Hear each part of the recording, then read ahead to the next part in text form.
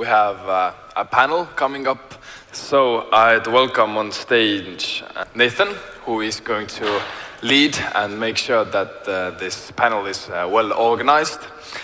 Thank you, Eric. Good afternoon, everybody. So, for those of you who do not know, Robotex is as of last year, it is the world's #1 chain of robotics competitions, especially in terms of people on site. So we host festivals across the globe in 15 countries. What makes engineering appealing to young people? Payal? We think of an answer when I see today's generation. They are looking at engineering because it's taking them to these two very exciting things. One is innovation and second is technology. So when they get the opportunity to work hands-on, experiential learning, where the innovation comes through. We're looking at thinking outside the box, cognitive thinking. This is really exciting for all the students, not just in college, but also in school.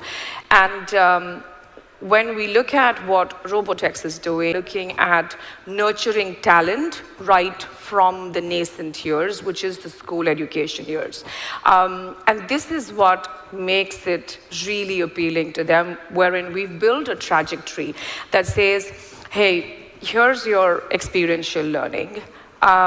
We don't need too much of screen time as well, because a lot of the building that takes place, the doodling that takes place is all hardwired. You have your soldering machine, you have your cables, you put them together, you put your microprocessors, and then perhaps it takes a few minutes to code it, but then that's a non-screen time as well. So the kind of innovation talent we are instilling in the students right from the early childhood learning years also leads to them wanting to think of engineering as a progressive way of carrying on that talent and building something great.